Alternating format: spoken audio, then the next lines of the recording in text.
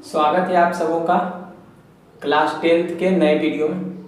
Question number 1 क्या कह रहा है कि 2 tanks contain 504 and 735 litres of milk respectively. Find the maximum capacity of a container which can measure the milk of either tank and exact number of times. दो container है, एक में 504 litre और दूसरे में 735 लीटर मिल्क है।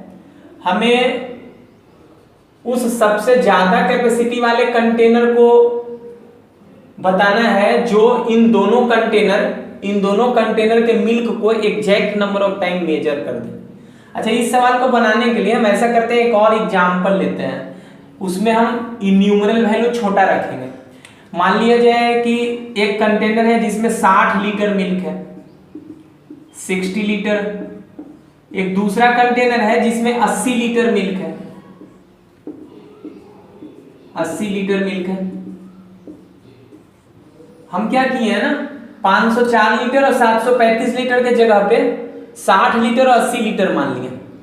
हमें उस कंटेनर का मेजरमेंट बताना है जो इन दोनों कंटेनर के मिल्क को exact number of time measure कर दे। क्या हम 1 लीटर वाले कंटेनर से या नपने से बोल सकते हो कि 1 लीटर नपने से क्या इस कंटेनर के मिल्क को exact number of time measure कर सकता है? तो जवाब होगा हाँ, 60 बार में मेजर कर देंगे। 1-1 लीटर करके टोटल 60 बार में हम मेजर कर देंगे पूरे मिल्क को। वैसे ही क्या 1 लीटर का नपना जो होगा क्या इस 80 लीटर मिल्क को कंप्लीटली मेजर कर देगा? तो जवाब होगा हाँ, 80 बार में।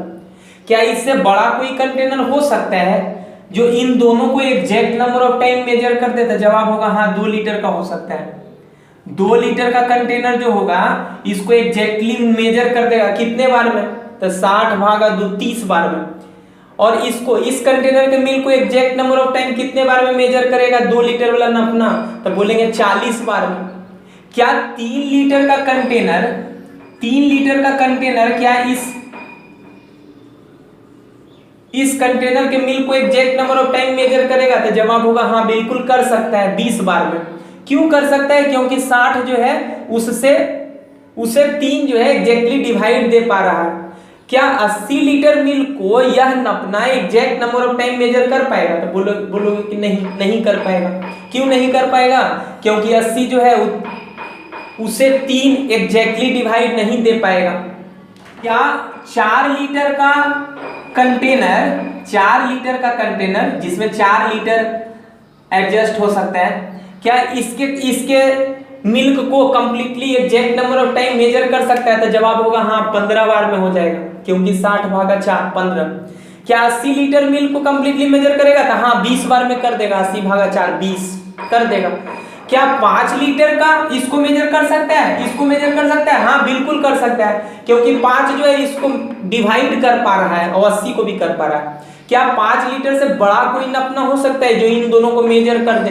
तो जवाब होगा हाँ, 10 लीटर का कर सकता है। क्या 8 लीटर का कंटेनर इसको मेजर कर पाएगा? जवाब होगा बिल्कुल नहीं कर पाएगा। क्यों? क्योंकि 8 से यह 60 एग्जैक्टली डिविजिबल नहीं है। क्या 8 लीटर वाला इसको मेजर कर देगा? तो हाँ, इसको तो कर देगा 10 लीटर, दोनों को नहीं कर पाएगा, तो वो कंटेनर नहीं हो सकता है। 10 लीटर वाला कर देगा, 20 लीटर का इसको भी मेजर कर देगा, इसको भी मेजर कर देगा। तो हमें पूछ रहा है कि एक 60 लीटर कंटेनर एक दूसरे कंटेनर में 80 लीटर है, उस सबसे बड़े नपने को बताओ जिसके मदद से इन दोनों के मिल्क को exact number of time measure कर देंगे। तो उसके लिए हमें एक ऐसे नंबर ढूंढने की जरूरत है जो इसे डिवाइड दे दे और इसे भी डिवाइड दे दे, और वह नंबर सबसे बड़ा हो। तो सबसे बड़ा नंबर जो इन दोनों को डिवाइड देता है वही हमारा आंसर होना चाहिए। और सबसे बड़ा नंबर जो इन दोनों को डिवाइड दे दे वो एक्चुअल में क्या इन दोनों का HCF नहीं होता है कि 60 और 80 का जो HCF होगा वही तो सबसे बड़ा नंबर होगा जो इसको भी डिवाइड दे देगा, इसको भी डिवाइड दे देगा। तो इन दोनों का HCF निकालोगे तो आएगा कितना? 20 इसको भी डिवाइड दे रहा है, इसको भी, और सबसे बड़ा है।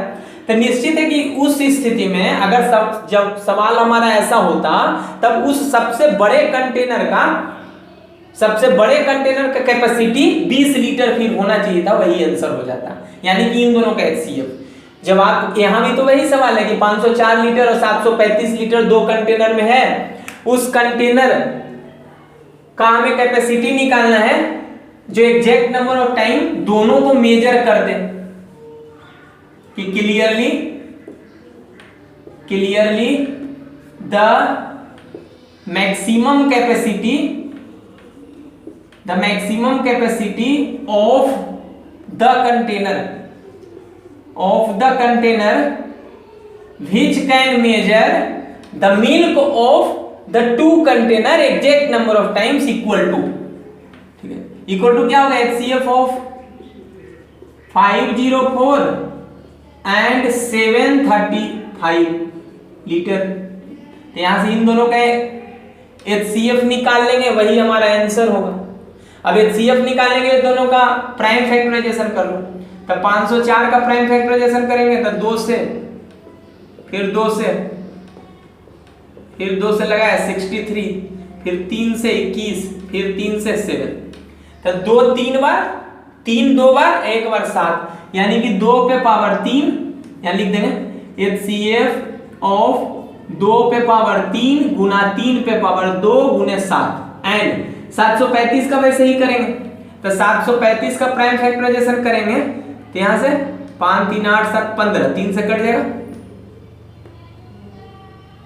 4 दिया 12, 5 दिया 15, 5 से लगेगा, 5 चौका 20, 9 पचे 45, 7 तो यहाँ आ गया 3 गुना 5 गुना 7 का स्क्वायर, 3 गुना 5 गुना 7 का स्क्वायर। तो इन दोनों का HCF कितना होगा, कॉमन चीज देखें, यहाँ 7 है, 3 है, 3 इसमें भी है, 3 इसमें भी है, तो एक तो 3 होगा और 7 दोनों में है तो 7, यानी कि 7 दिया 21 लीटर, यही हमारा आंसर होगा। 21 लीटर का अगर हम कंटेनर लेंगे, ठीक है, तब दोनों के complete number of exact number of time measure कर देगा, यही हमारा आंसर होगा 21 लीटर। क्वेश्चन नंबर 2 पे चलते हैं। An army contingent of 612 members is to be marched behind an army band of 48 members in a parade. The two groups are to march in the same number of columns. What is the maximum number of columns in which they can march? यहाँ question में क्या कह रहा है कि एक army contingent है total 612 members का, इसे मार्च करना है behind an army band of 48 members. Army band है 48 मेंबर्स का, उसके पीछे अदर 2 ग्रुप्स, ये दोनों ग्रुप जो है 612 मेंबर का और 48 मेंबर्स का, ये दोनों सेम नंबर ऑफ कॉलम्स होने चाहिए, मतलब दोनों में पंक्तियों की संख्या सेम हो। What is the maximum number of columns in which they can march? ज्यादा से ज्यादा कॉलम की संख्या कितनी हो सकती है? हम ऐसा करते हैं, सबसे पहले इस 48 मेंबर को एडजस्ट करने का प्रयास करते हैं, पहले आगे से जाते हैं। अच्छा, कॉलम ऐसे बोलते हैं कि एक कॉलम है, दूसरा कॉलम है, तीसरा कॉलम है, चौथा कॉलम है, ठीक है, कॉलम 1, कॉलम 2, कॉलम 3, कॉलम 4। अगर हम बोले कि इस 48 मेंबर को कॉलम में सजाना है, अगर हम एक ही कॉलम रखें, एक ही पंक्ति रखें, तब मेंबर का संख्या क्या कितना आएगा, एक कॉलम में टोटल कितना आएगा, तब बोलेंगे कि 48 का 48 सारा आ जाएगा एक कॉलम में अगर एडजस्ट करें तो। दूसरा केस क्या हो सकता है कि क्या हम इसको 2 कॉलम में एडजस्ट कर सकते हैं, 2 पंक्ति में, पहली पंक्ति दूसरी पंक्ति, क्या एडजस्ट किया जा सकता है इस 48 मेंबर को? तो जवाब होगा हाँ, कर सकते हैं, और हर एक पंक्ति में 24-24 रहेगा। क्या हम 3 पंक्ति में इस 48 को एडजस्ट कर सकते हैं, पहली पंक्ति, दूसरी पंक्ति, तीसरी पंक्ति, क्या एडजस्ट कर सकते हैं इस 48 मेंबर को? तो जवाब होगा हाँ, कर सकते हैं, और हर पंक्ति में 16-16 हो सकते हैं। क्यों ऐसा कर पा रहे हैं? 3 पंक्ति में एडजस्ट इसलिए कर पा रहे हैं क्योंकि 3 जो है इस 48 को एग्जैक्टली डिवाइड दे पा रहा है। क्या हम इसे 4 कॉलम में एडजस्ट कर सकते हैं 48 मेंबर्स को? तो जवाब होगा हाँ, कर सकते हैं, और प्रत्येक कॉलम में 48/4 यानी कि 12 मेंबर्स आएगा, इसमें 12, इसमें 12, इसमें 12, इसमें 12, हर एक कॉलम में मेंबर्स का संख्या सेम होना चाहिए। क्या हम इस 48 मेंबर को 5 कॉलम में एडजस्ट कर सकते हैं, ऐसा कि हर कॉलम में सेम मेंबर आए, सेम नंबर ऑफ मेंबर्स रहे? तब जवाब होगा नहीं कर पाएंगे। क्यों नहीं कर पाएंगे? क्योंकि 5 इस 48 को एग्जैक्टली डिवाइड नहीं दे पा रहा है। क्या हम 6 कॉलम में इस 48 मेंबर को एडजस्ट कर पाएंगे? तो जवाब होगा हाँ, कर पाएंगे। क्यों? क्योंकि 6 जो है इस 48 को एग्जैक्ट नंबर ऑफ टाइम्स में डिवाइड दे पा रहा है। तो हर कॉलम में उस स्थिति में कितना होगा, अगर 6 कॉलम रखना चाहेंगे तो एक कॉलम 2 3 4 5 6, तो हर कॉलम में 48 भागा 6 कर लिया जाए तो 8 आ जाएगा, तो हर कॉलम में 8 मेंबर होगा। क्या हम इसे 48 मेंबर को 7 कॉलम में एडजस्ट कर पाएंगे? तो जवाब होगा नहीं कर पाएंगे। क्यों? क्योंकि 7 इस 48 को एग्जैक्टली डिवाइड नहीं दे पा रहा है। अब हम चाहते हैं कि ज्यादा से ज्यादा कॉलम हो। अच्छा, ज्यादा से ज्यादा कॉलम कब होगा? ज्यादा से ज्यादा कॉलम, इसका मतलब सबसे बड़ी संख्या जो इस 48 को काट दे। तो सबसे बड़ी संख्या तो 48 को काटता है, मतलब 48 कॉलम तक हम जा सकते हैं और हर कॉलम में एक एक मेंबर रह सकता है। लेकिन जवाब सिर्फ 48 मेंबर को देख के नहीं बताना है, हमें 612 पे भी ध्यान देना है। तो अगर 612 पे अगर गौर करें तो क्या हम 612 मेंबर को एडजस्ट करना है कितने, ऐसा है कि ज्यादा से ज्यादा कॉलम संभव हो, उसके लिए भी हम ऐसा नंबर ढूंढेंगे जो इसको काट दे। क्या 612 मेंबर को एक कॉलम में एडजस्ट किया जा सकता है, एक ही पंक्ति में? तो जवाब होगा हाँ होगा, और एक कॉलम में, उस कॉलम में 612 का सारा रख दे। क्या इस 612 मेंबर को 2 कॉलम में एडजस्ट कर सकते हैं, 2 लाइन में 612 को? तो जवाब होगा हाँ कर सकते हैं, और हर एक में 306 होगा। क्या इस 612 को 3 कॉलम में एडजस्ट किया जा सकता है? तो जवाब होगा हाँ कर सकते हैं। क्यों? क्योंकि 3 इसको एग्जैक्टली काट रहा है 304 मर्तबे में। 612 को अगर 3 से भाग दिया जाए तो कितना आएगा? 204। तो इसमें 204, इसमें 204, इसमें 204। क्या इस 612 मेंबर को 4 कॉलम में एडजस्ट कर सकते हैं? 4 कॉलम में भी एडजस्ट कर पाएंगे। क्यों कर पाएंगे? क्योंकि 4 इस 612 को एग्जैक्टली डिवाइड दे पाएगा। कर पाएंगे 5 कॉलम में इस 612 मेंबर? तो नहीं कर पाएंगे। क्यों? क्योंकि 5 इस 612 को एग्जैक्टली डिवाइड नहीं दे पा रहा है। अब सवाल क्या बोल रहा था? सवाल यही था कि 48 मेंबर और 612 मेंबर दोनों को हमको क्या करना है? कॉलम में एडजस्ट करना है। ऐसा कि 48 मेंबर के नीचे जस्ट बिहाइंड मार्च करेगा 612 मेंबर। अब क्वेश्चन में दिया हुआ है कि दोनों ग्रुप के लिए सेम नंबर ऑफ कॉलम्स होना चाहिए, मतलब पंक्ति का संख्या सेम होना चाहिए। अच्छा, पंक्ति का संख्या सेम होना चाहिए, और ये भी बोल रहा है कि मैक्सिमम नंबर ऑफ कॉलम कितने हो सकते हैं। इसका मतलब हम वह सबसे बड़ी संख्या ढूंढेंगे जो इसको भी काट दे और इसको भी काट दे। तो इन दोनों को काटने वाला सबसे बड़ी संख्या क्या होती है? तो हमें पता है कि 612 को और 48 को दोनों को काटने वाली सबसे बड़ी संख्या HCF होती है। मतलब maximum number of columns actual में इन दोनों का HCF ही होगा। तो इन दोनों का HCF निकालने के लिए हम क्या करेंगे?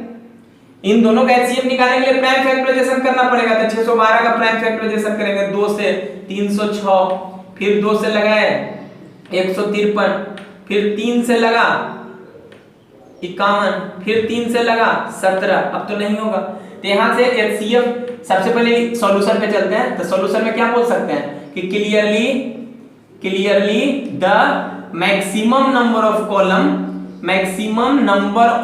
कॉलम्स बराबर HCF ऑफ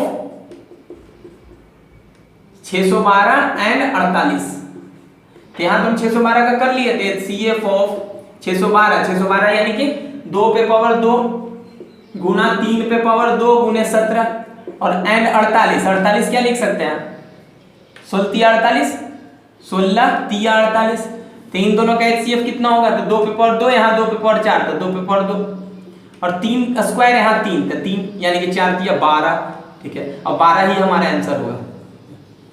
कॉलम में एडजस्ट करेंगे तो हर कॉलम में कितना आएगा?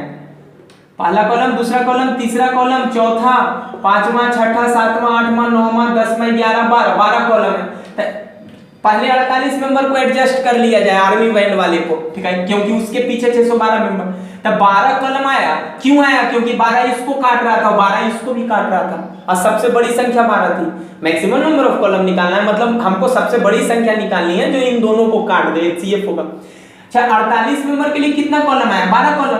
612 मेंबर के लिए भी कितना? 12 कॉलम। तो पहले इसको अगर 48 मेंबर को एडजस्ट करेंगे तो 12 कॉलम, तो हर कॉलम में 4 आएगा, 48 भागा 12 4, यहाँ पर 4, यहाँ पर 4, ठीक है, सब में 4 आएगा। वैसे ही 12वां कॉलम में भी 4, ठीक है। तो ये तो एडजस्ट हो गया पहला ग्रुप। अब इसके जस्ट बिहाइंड, इसके पीछे एडजस्ट करना है 612 को, तो 612 में भी कितना कॉलम होगा, 12 column, same number of column दोनों के लिए रखना था। तो 12 अगर कॉलम होगा तो एक कॉलम में कितने मेंबर्स होंगे, ठीक है। तो 612 में इसको भाग दिया जाए, 612 को 12 से अगर भाग देंगे तो कितना आएगा, 12 बचे 60, यहाँ बच गया 12, 12 51, तो हर कॉलम में 51 आएगा, 51 फिर 51 फिर 51, ऐसे ही 12वां कॉलम में 51, ठीक है। तो क्वेश्चन क्या दिया हुआ था, आप तो उम्मीद करते हैं अच्छे से समझ में आ गया होगा, ठीक है। चलते हैं सवाल 30। चलिए क्वेश्चन क्या कह रहा है कि एक स्वीट सेलर है, 420 काजू बर्फी एंड 150 बादाम barfi. He want to stack them in such a way that each stack has the same number and they take up the least area of the tray. How many of these can be placed in each stack? How many stacks are formed? Question क्या कह रहा है कि एक sweet seller के पास 420 काजू का बर्फी है और 150 बादाम का बर्फी है। इसे वह चाहता है एक ट्रे में सजाना, एक ट्रे में इसको अरेंज करना चाहता है। और कैसे करेगा, स्टेक लगा के, धारी लगा के, पहला धारी दूसरा धारी, ठीक है, ऐसे सजाएगा। और यही बोल रहा है कि हर धारी में बर्फियों की संख्या सेम होना चाहिए, हर एक स्टेक में बर्फियों की संख्या सेम हो। इसका स्टेक जब लगाएंगे काजू का बर्फी, उसमें बर्फियों की संख्या, और 150 बादाम बर्फी को जब प्लेस करेंगे, सजाएंगे, तो उसका जो स्टेक लगाएंगे, धारी लगाएंगे, उसमें बर्फियों की संख्या दोनों में सेम होना चाहिए, मतलब दोनों ग्रुप में सेम नंबर ऑफ स्टेक लगना चाहिए। सेम नंबर ऑफ स्टेक नहीं, बल्कि हर स्टेक में बर्फियों की संख्या सेम होनी चाहिए।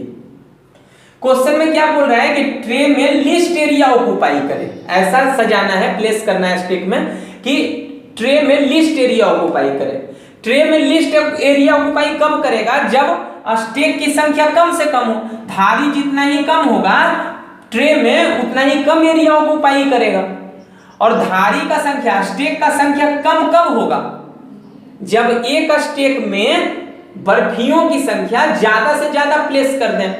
एक में ज्यादा अगर प्लेस करेंगे तो धारियों की संख्या कम होगी। तो यहाँ क्वेश्चन में क्या बोल रहा है, पहले 420 काजू का बर्फी है, तो मेन हमें यह तो देख लिए कि लिस्ट एरिया ऑक्युपाई करना है, इसके लिए स्टेक का संख्या कम से कम होना चाहिए। और धारी यानी स्टेक कम कब रहेगा, जब एक स्टेक में बर्फियों की संख्या ज्यादा से ज्यादा हो। क्या एक स्टेक में एक धारी में सिर्फ काजू बर्फी के लिए सोचें, तब क्या एक स्टेक में हम 420 काजू को सजा सकते हैं, तो जवाब होगा हाँ, सजा सकते हैं। उस समय काजू के बर्फी के लिए एक ही स्टेक होगा और उस एक स्टेक में 420। क्या एक स्टेक में 210 काजू का बर्फी सजा सकते हैं, तो जवाब होगा हाँ, 210 को सजा सकते हैं। क्यों, क्योंकि 210 420 को एग्जैक्टली काट पा रहा है, डिवाइड दे पा रहा है। उस समय स्टेक का संख्या कितना होगा, तो बोलोगे कि 2 होगा। क्या एक स्टेक में बर्फियों की संख्या, काजू के बर्फी की संख्या 105 रख सकते हैं, तो जवाब होगा हाँ, रख सकते हैं। 105 105 105 105, 4 स्टेक में पूरा 420 काजू का बर्फी खत्म हो जाएगा। क्या एक स्टेक में हम 20 काजू का बर्फी रख सकते हैं, 20 रख पाएंगे क्या, 20 इसको डिवाइड दे पा रहा है 420 को, तो हाँ दे देगा, ठीक है। कितना बार, 21 टाइम्स। उस समय जब एक धारी में एक स्टेक में 20 काजू का बर्फी रखेंगे, उस समय टोटल स्टेकों की संख्या 21 होगी। 20 क्यों रख पाए, क्योंकि 20 जो है 420 को एग्जैक्टली काट पा रहा है। वैसे ही इसके लिए भी वही बात होगा। तो हमें क्या चाहिए कि हर स्टेक में बर्फियों की संख्या ज्यादा से ज्यादा हो, क्योंकि एक स्टेक में बर्फियों की संख्या ज्यादा से ज्यादा होगी, तब स्टेकों की संख्या, धारियों की संख्या कम से कम होगी और ट्रे में लिस्ट एरिया ऑक्युपाई करेगा। तो हम स्टार्ट यहाँ कहां से करेंगे कि दोनों बर्फी को सजाना है इस प्रकार से कि हर कॉलम में, हर स्टेक में बर्फियों की संख्या सेम हो। तो यह बात तो हम सोच चुके हैं कि हर स्टेक में बर्फियों की संख्या ज्यादा से ज्यादा रखनी है और जितना पाए उतना नहीं रख पाएंगे। क्या हर स्टेक में हम बर्फियों की संख्या 8 रख पाएंगे? हर स्टेक में बर्फियों की संख्या 8, काजू के बर्फी के लिए हर स्टेक में 8 रख सकते हैं। तो 8 क्या इसको एग्जैक्टली डिवाइड दे पा रहा है, पहले देख लो। 8 क्या 420 को एग्जैक्टली काट पाएगा? नहीं, एग्जैक्टली नहीं कट पाएगा। तो नहीं कट पाएगा, मतलब हर स्टेक में काजू की बर्फी के लिए हर स्टेक में हम 8 काजू के बर्फी को नहीं रख सकते हैं। तो बोला कि ज्यादा से ज्यादा फिर कितना रख पाएंगे हर स्टेक में, तो वह सबसे बड़ी संख्या ढूंढेंगे जो इसको भी काट दे और इसको भी काट दे, क्योंकि इसके लिए भी वही बात है। तो हम सब हर स्टेक में तो ऐसा बोल सकते हैं कि clearly maximum number of barfis दोनों के लिए, दोनों टाइप के बर्फी के लिए maximum number of barfis placed in each stack, हर स्टेक में मैक्सिमम नंबर ऑफ बर्फी कितना प्लेस करते हैं, equal to largest number which divide this two quantities, यानी सबसे बड़ा नंबर जो दोनों को काट देता है वो क्या होता है, HCF ऑफ 420 एंड 150। ठीक है, तो इन दोनों का HCF निकाल लिया जाए प्राइम फैक्टराइजेशन करके। तो 420 का करेंगे तो 2 से 210, 105, फिर 3 से 35, फिर 5 से 7, तो 2 पे power 2 Guna 3 Guna 5 Guna 7 and 150 का कर लिया जाए।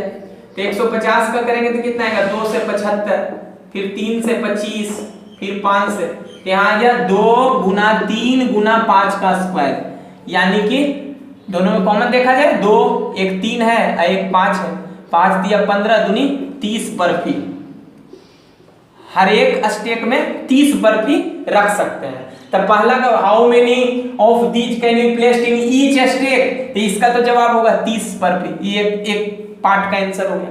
अब दूसरा पार्ट क्या बोल रहा है, how many stacks are form, total कितना स्टेक लगा, number of stacks, total number of stacks क्या होगा बराबर नंबर ऑफ स्टेक्स फॉर काजू बर्फी और plus number of stakes for बादाम बर्फी। तो यहां लिख सकते हैं कि नंबर ऑफ स्टेक्स फॉर काजू barfi plus number of stakes for बादाम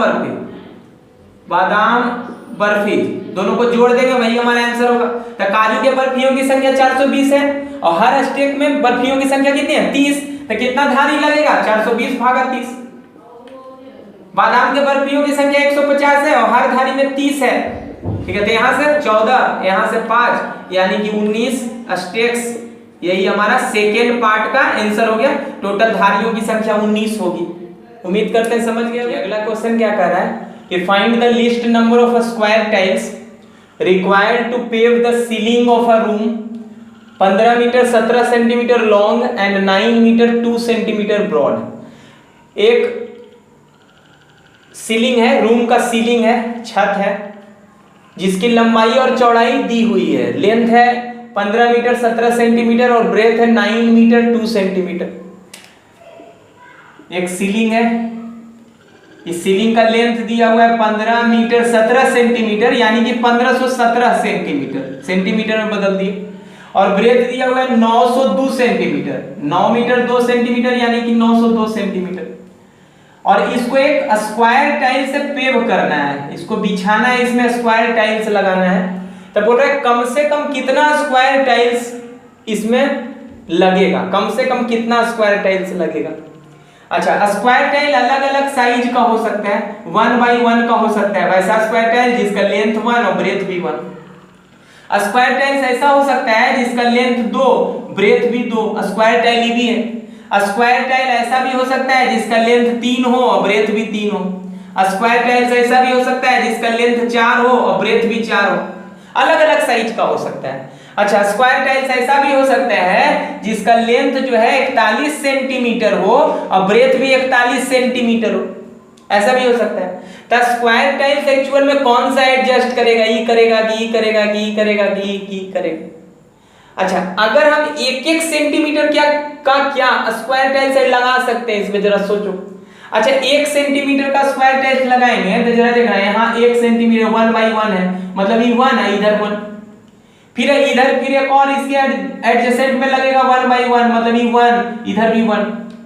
तो टोटल कितना इधर से दिखेगा, 1 square tile, 2 square tile, 3 square tile, total इधर से कितना दिखेगा, पूरा लेंथ कितना है 1517, मतलब ऐसा ऐसा 1/1 ऐसे दिखना चाहिए 1517 स्क्वायर टाइल्स, ठीक है। और इधर इधर इधर भी तो लगेगा, एक के बाद एक लगा, दूसरा लगा, तीसरा लगा, तो इधर बताओ यहां से यहां तक का लेंथ कितना है, ये लंबाई कितनी है 902, मतलब एक लेंथ 1 सेंटीमीटर, 2 सेंटीमीटर, 3 सेंटीमीटर, तो इधर से हमको कितना दिखेगा 902, लेकिन 1-1 सेंटीमीटर का तो एडजस्ट कर पाए हम, क्या 2-2 सेंटीमीटर वाला स्क्वायर टाइल लग सकता है, जरा ऐसा सोचा जाए, 2-2 सेंटीमीटर वाला, जैसे 1/1 का तो लगाने का लगा दें, लेकिन 1/1 का जब लगाएंगे छोटा छोटा टाइल्स तो टाइल का संख्या ज्यादा हो जाएगा, लेकिन क्वेश्चन में बोल क्या रहा है कि find the least number of square tiles, कम से कम संख्या में स्क्वायर टाइल्स होना चाहिए संख्या।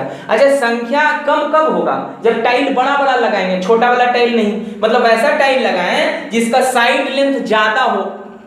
तो वो बात को हम समझने के लिए सबसे पहले ये समझते हैं कि क्या 2/2 का स्क्वायर टाइल लगा सकते हैं कि नहीं, 1/1 का तो लगा सकते थे, लेकिन इस स्थिति में टाइल का संख्या ज्यादा हो जाए तो इससे ज्यादा साइड लेंथ वाला टाइल लेंथ लगाने का प्रयास करते हैं 2/2 का। तो 2/2 का लगाएंगे, तो जैसे यहाँ 2/2 का लगाए तो लेंथ 2 ब्रेथ 2, इधर 2 फिर 2, तो इधर से कितना दिखेगा, क्या ये 2/2 लगाने पर पूरा पूरी यहाँ तक पहुंचेगा कि नहीं पहुंचेगा। तो जरा देखो ये पूरा लेंथ कितना है 1517, तो 1517 क्या 2-2 मिला के 1517 आ पाएगा, अगर 1516 होता तब तो हो जाता, दो साइड लेंथ वाला स्क्वायर टाइल लग जाता, लेकिन यहाँ 1517 है जो 2 से नहीं कट पाएगा, एग्जैक्टली डिविजिबल नहीं है, इसलिए 2/2 का स्क्वायर टाइल तो बिल्कुल नहीं इसमें लगेगा, नहीं फिट करेगा।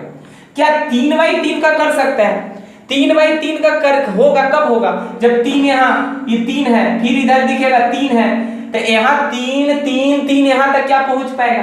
तो वैसा देखने के लिए ऐसा नहीं कि कुछ ज्यादा हो जाए कुछ कम हो जाए, मतलब एग्जैक्ट नंबर ऑफ टाइम्स में ढक देना चाहिए। तो क्या 3 इसको एग्जैक्टली डिवाइड दे पा रहा है, देखा सम ऑफ डिजिट क्या है 7 1 8 5 13 1 14, 14 3 से नहीं कटता है, मतलब पक्का है कि 3/3 का स्क्वायर टाइल भी यहाँ एडजस्ट नहीं हो पाएगा, तो यह तो नहीं हो पाएगा। अच्छा, एक चीज तो पक्का है कि इधर जो है, इधर जो भी स्क्वायर टाइल लगाएंगे उसका जो साइड लेंथ होगा, साइड लेंथ जैसे यहाँ 4 है, वो 4 निश्चित है कि इसको काटना चाहिए, और वही बात इधर भी लागू होगा, जैसे इधर 4 रहेगा तो इधर 4, ये 4, तो इधर एडजस्ट तभी हो पाएगा जब 4 जो है इसको काट दे, इसके साइड लेंथ को 902 को। तो ये तो वास्तव में हमको करना क्या है कि हमें करना क्या है कि list number of square tile चाहिए। List number of square tile कब लगेगा, जब टाइल का संख्या बड़ा से बड़ा होगा, यानी कि टाइल के साइड लेंथ जो है बड़ा से बड़ा, और वह साइड लेंथ निश्चित है कि इसको भी काटना चाहिए और इसको भी काटना चाहिए, वही स्क्वायर टाइल यहाँ फिट हो पाएगा। तो इन दोनों को काटने वाला सबसे बड़ा संख्या जो होगा वो वास्तव में स्क्वायर टाइल का साइड लेंथ होगा, तभी फिट हो पाएगा। तो हम ऐसा क्लियरली क्या बोल सकते हैं, क्लियरली हम यही बोल सकते हैं सॉल्यूशन में क्लियरली हम बोल सकते हैं कि clearly the longest side length of each tile, हर एक टाइल का साइड लेंथ जो है लॉन्गेस्ट क्या हो सकता है, वैसी संख्या होगी जो इसको भी काट दे और इसको भी काट दे, तो क्लियरली क्या होगा। अच्छा, लॉन्गेस्ट क्यों लिए, बड़ा, क्योंकि टाइल का संख्या हम चाहते हैं कि टाइल बड़ा होगा तो टाइल का संख्या कम होगा। क्वेश्चन में बोल रहा था कि list number of square tile होने के लिए क्या चाहिए कि साइड लेंथ जो हो स्क्वायर टाइल का वो ज्यादा हो, मतलब एक ऐसा नंबर हमें ढूंढना है, एक बड़ा से बड़ा नंबर जो इन दोनों को काट दे, और इन दोनों को काटने वाला सबसे बड़ा नंबर HCF होता है। तो क्लियरली बोल सकते हैं कि the longest side length of each tile बराबर क्या होगा, HCF ऑफ 902 एंड 1517, इन दोनों का प्राइम फैक्टराइजेशन करके HCF निकाल लेना है, आ जाएगा 41। तो यहां तो हमें पता चल गया कि 41/41 का जो टाइल होगा ना वो यहाँ फिट कर जाएगा। अब यहाँ निकालना कि टोटल कितना टाइल लगेगा, अगर पूछता कि बताओ साइड लेंथ क्या होगा तो 41 सेंटीमीटर, ये आंसर हो गया। लेकिन यहाँ पूछ रहा है क्या, टोटल नंबर ऑफ टाइल्स, इसीलिए रिक्वायर्ड नंबर ऑफ टाइल्स या total number of tiles required कितना होगा, तो टोटल एरिया कितना है इसका, तो टोटल एरिया है 1517 सेंटीमीटर गुना 902 सेंटीमीटर, और एक टाइल का एरिया से अगर हम भाग दे देंगे तो टोटल जितना टाइल का जरूरत पड़ेगा वो निकल जाएगा। तो एक टाइल का साइड लेते 41 तो एरिया होगा 41 गुना 41, 33 से डिवाइड कटेगा 37 से। यह कितना से कटेगा देखा जाए, 41 दूनी 82, फिर 41 दूनी 82, तो 37 गुना 22 गुना करना पड़ेगा 814, तो 814 टाइल्स, यही हमारा आंसर। क्या कह रहा है, in a seminar the number of participants in Hindi, English and mathematics are 60, 84 and 108 respectively. Find the minimum number of rooms required if in each room the same number of participants are to be seated and all of them being in the same subject. Question क्या बोल रहा है कि एक seminar है जिसमें Hindi, English और math में भाग लेने वाले प्रतिभागियों की संख्या 60, 84 और 108 है। बोला है कम से कम कितने रूमों की जरूरत पड़ेगी अगर हर रूम में सेम नंबर ऑफ पार्टिसिपेंट्स हों, एक ही सब्जेक्ट के पार्टिसिपेंट्स हों। तो इस सवाल को समझने के लिए सबसे पहले इस डाटा को हम उठाते हैं 60। अच्छा, हिंदी के प्रतिभागियों की संख्या कितनी है, 60। हिंदी के पार्टिसिपेंट का संख्या 60 है। हमें क्या चाहिए कि 60 है, हम एक बात पूछना चाह रहे हैं कि क्या इन 60 को एक रूम में एडजस्ट किया जा सकता है? तो बिल्कुल कर सकते हैं, एक ही रूम अलॉट करेंगे, उसमें 60 का 60 हिंदी का पार्टिसिपेंट सारे एडजस्ट हो जाएंगे। क्या हर रूम में हम 30 कैंडिडेट को रख सकते हैं? 30 को रखेंगे तो फिर हिंदी के लिए 2 रूमों की जरूरत पड़ेगी हिंदी के पार्टिसिपेंट को एडजस्ट करने के लिए। क्या हर रूम में हम 10 को रख सकते हैं? तो जवाब होगा हाँ, बिल्कुल रख सकते हैं। अगर हर रूम में 10-10 रखेंगे तो इस प्रकार से हमें 6 रूम की जरूरत पड़ेगी। क्यों 10 को रख सकते हैं? एक रूम में 10 क्यों रखा जा सकता है? क्योंकि 10 जो है इस 60 को एग्जैक्टली डिवाइड दे पा रहा है। क्या हर रूम में हम 5-5 रख सकते हैं? तो जवाब होगा हाँ, रख सकते हैं। 5-5 रखेंगे तो पहले रूम में 5, दूसरे रूम में 5 और इस प्रकार से टोटल 12 रूमों की जरूरत पड़ेगी, क्योंकि 60 भागा 5 12 होता है। क्या हर रूम में हम 8 कैंडिडेट को रख सकते हैं? 8 प्रतिभागी को, 8 को अगर रखेंगे तब क्या एग्जैक्ट नंबर ऑफ रूम्स आ पाएगा कि कितने रूमों की जरूरत पड़ेगी? अगर 8 रखेंगे तो क्या 8 60 को एग्जैक्टली काट पा रहा है? नहीं काट पा रहा है। इसका मतलब हर रूम में हम 8 कैंडिडेट को तो नहीं रख सकते इस 60 के लिए।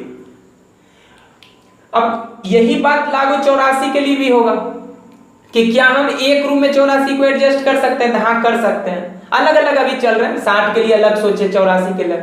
क्या हर रूम में 42 रख सकते हैं? तो हाँ, रख सकते हैं। 42 रखेंगे तो इन 84 को एडजस्ट करने के लिए टोटल 2 रूमों की जरूरत पड़ेगी। क्या हर रूम में हम 21 रख सकते हैं? तो हाँ, रख सकते हैं। क्यों रख सकते हैं? क्योंकि 21 से 84 एग्जैक्टली डिविजिबल है और उस समय रूमों की जरूरत पड़ेगी 4 इंग्लिश के पार्टिसिपेंट को एडजस्ट करने के लिए। और वही बात 108 के लिए भी लागू होगा। अब क्वेश्चन में क्या कह रहा है कि 60, 84 और 108 पार्टिसिपेंट को इस प्रकार से एडजस्ट किया जाए ताकि कम से कम रूमों की जरूरत पड़े और हर रूम में नंबर ऑफ पार्टिसिपेंट सेम हो, चाहे हिंदी की बात हो, इंग्लिश की या फिर मैथमेटिक्स के पार्टिसिपेंट को एडजस्ट करने की। नंबर हर रूम में पार्टिसिपेंट का संख्या अगर 4 रख रहे हैं तो सब में 4, 5 रख रहे हैं तो सब में 5 और एक रूम में एक ही सब्जेक्ट के पार्टिसिपेंट होना चाहिए। अच्छा, रूम का संख्या कम से कम कब आएगा? रूम का संख्या कम से कम कब आएगा? जब एक रूम में पार्टिसिपेंट का संख्या ज्यादा से ज्यादा हो। और ज्यादा से ज्यादा वह नंबर, एक रूम में जितने भी प्रतिभागी की संख्या होगा वो क्लियरली इसको भी काटेगा, इसको भी काटेगा और इसको भी काटेगा। जैसे बताया जाए कि जैसे 60 था हिंदी के प्रतिभागियों की संख्या, तो क्या हर रूम में हम 8-8 रख सकते थे? नहीं रख पाएंगे 8-8। क्यों नहीं रख पाएंगे? क्योंकि 8-8 जब रखोगे तो पूछेंगे बताओ रूमों की जरूरत कितना पड़ेगी 60 पार्टिसिपेंट को एडजस्ट करने के लिए? तो नहीं, एग्जैक्ट नंबर ऑफ रूम्स नहीं आ पाएगा क्योंकि 60 जो है वह 8 से एग्जैक्टली डिविजिबल नहीं है। तो हमें क्या करना है? हमें वैसा संख्या सोचना है, रूम का संख्या कम होना चाहिए। रूम का संख्या कम होना चाहिए, इसका मतलब हर रूम में पार्टिसिपेंट का संख्या ज्यादा से ज्यादा होना चाहिए। लेकिन जितना पाए उतना हर रूम में हम एडजस्ट नहीं कर पाएंगे। वह नंबर, एक रूम में पार्टिसिपेंट की जो संख्या होगी वह निश्चित है कि 60 को काटना चाहिए, 84 को काटना चाहिए और 108 को काटना चाहिए। तब 60, 84 और 108 को काटने वाला, एग्जैक्टली काटने वाला सबसे बड़ी संख्या क्या होती है? HCF। HCF इसको भी काटेगा, इसको भी काटेगा, इसको भी काटेगा। तो वास्तव में HCF निकलेगा क्या? तो यही निकलेगा कि maximum number of participants in each room, प्रत्येक रूम में मैक्सिमम नंबर ऑफ पार्टिसिपेंट कितने हो सकते हैं, यह हमें HCF से पता चलेगा। तो उम्मीद करते हैं यहां तक समझे होंगे। तो डायरेक्ट सॉल्यूशन में क्या करेंगे? सॉल्यूशन में क्या लिखेंगे कि clearly maximum number of participants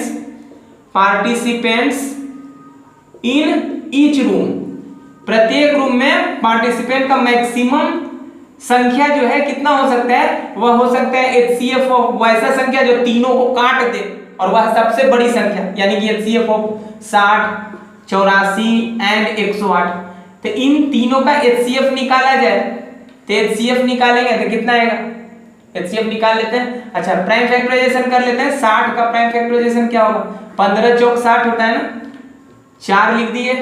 अब 15 लिखना है तो 3 गुना 5 प्राइम फैक्टराइजेशन। 84 का क्या होता है? 21 चौक 84, ठीक है, तो 4 लिख दिए। 21 3 गुना 7। 108 का क्या होता है? 108 का 27 गुने 4, 4 गुना 27, 27 का मतलब 3 पे पावर 3, ठीक है, प्राइम पावर 2, तो 2 पे पावर 2 1 हो गया।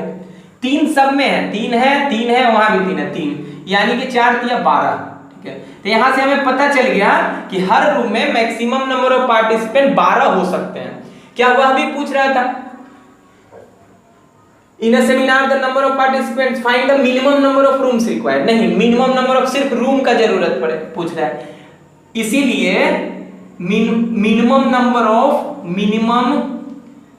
नंबर ऑफ या total number of rooms required, कितने रूमों की जरूरत पड़ेगी? तो टोटल रूम का जरूरत है, हर रूम में कितना कितना है? 12 12। तो हम लिखेंगे rooms required for Hindi participants, Hindi के प्रतिभागियों के लिए रूम, कितने रूम का जरूरत पड़ेगा? Plus rooms for English participants plus rooms for mathematics participants. इन तीनों को जोड़ देंगे तो टोटल जितने रूम की जरूरत पड़ेगी वो निकल जाएगा। तो हिंदी के प्रतिभागियों की संख्या 60 है और हर रूम में 12 12 है, तो टोटल रूम का संख्या कितना होगा? 60 भागा 12, हर रूम में 12 12, टोटल 60 को एडजस्ट करना है। इंग्लिश वाले प्रतिभागियों की संख्या 84 है, हर रूम में 12 12, तो टोटल रूम इंग्लिश वाले प्रतिभागियों के लिए 84 भागा 12। उसी प्रकार से मैथ के प्रतिभागियों के लिए टोटल 108 भागा 12 रूम का जरूरत पड़ेगा। तो यहां से निकाल लिया जाए, तो यहां से आ जाएगा 5, यहां से 7 और यहां से 9, 9 7 16 5 21, तो टोटल कम से कम 21 रूम का जरूरत पड़ेगा। यही हमारा आंसर हो गया।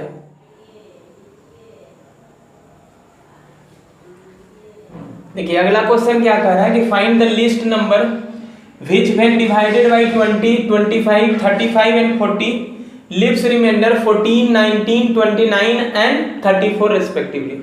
बोल रहा है कि वह छोटी से छोटी संख्या ज्ञात करो, वह लिस्ट नंबर फाइंड करो जिसे जब हम 20 से भाग दें तो रिमाइंडर 14 बचे, 25 से भाग दें तो रिमाइंडर 19 बचे, 35 से भाग दें तो रिमाइंडर 29 बचे और 40 से भाग दें तो रिमाइंडर 34 बचे। यानी कि 20 से भाग देने पर जो नंबर फाइंड करना है, जो लिस्ट नंबर, उसे जब 20 से भाग दिया जाए तो रिमाइंडर 14 बचे। सेकेंड स्थिति में क्या कर रहा है कि उसी रिक्वायर्ड नंबर को जब अगर हम 25 से भाग दें तब रिमाइंडर 19 बचे, 35 से अगर भाग दें उसी रिक्वायर्ड नंबर को तब रिमाइंडर बच जाए 29 बचे, और अगर 40 से भाग दें उस रिक्वायर्ड नंबर को तो उस स्थिति में रिमाइंडर 34 बचे। यहां पर एक चीज ऑब्जर्व करने वाली बात क्या है कि इन दोनों का डिफरेंस कितना है? 6। इन दोनों का डिफरेंस कितना है? 6। इन दोनों का डिफरेंस 6 और इन दोनों का डिफरेंस 6। मतलब ये निश्चित है कि इसके सॉल्यूशन में 6 का यूज जरूर होने जा रहा है। तो सबसे पहले तो हम बना देते हैं कि कैसे बनाएंगे। तो बनाएंगे कैसे, सॉल्यूशन में देखें तो सबसे पहले clearly the least number, the required list number बराबर होगा एलसीएम ऑफ 20, 25, 35 एंड 40, और उसमें यह 6 घटाना पड़ेगा। क्यों घटाना पड़ेगा इसे हम थोड़ी देर में देखेंगे, पहले हम इसका सॉल्यूशन देखते हैं।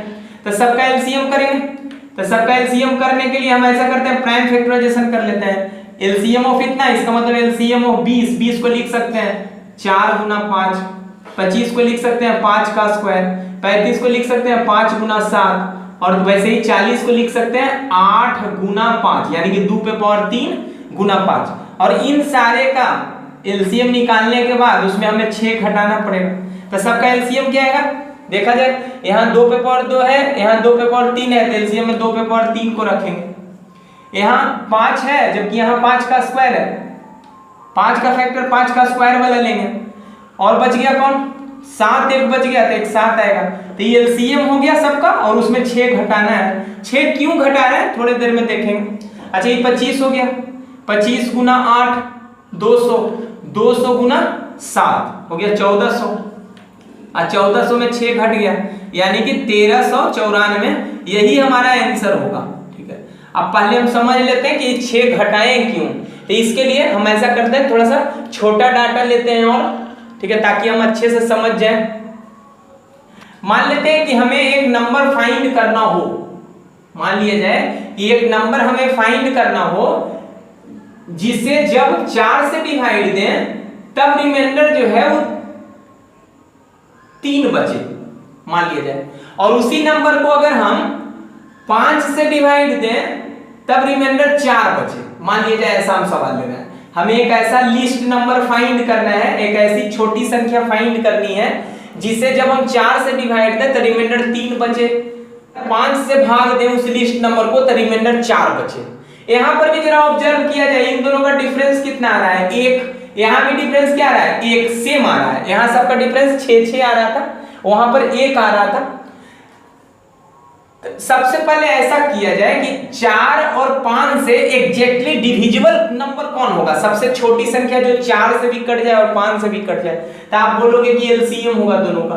तो एलसीएम जो होगा 4 और 5 का जो एलसीएम होगा वह 4 से भी डिविजिबल होगा और 5 से भी डिविजिबल होगा। एलसीएम एक्चुअल में 4 और 5 का होगा कितना, तो 20 होगा। तो 20 जो है 20 नंबर 20 को अगर हम 4 से डिवाइड देंगे तो रिमाइंडर कितना बचेगा 0 बचेगा। लेकिन हमें नंबर कैसा निकालना था, हमको वैसी संख्या निकालनी थी जिसे जब 4 से भाग दे तो रिमाइंडर 3 बच जाए। अच्छा रिमाइंडर 3 बचना चाहिए, तो रिमाइंडर 3 बचना चाहिए, इन दोनों का अंतर कितना है 1।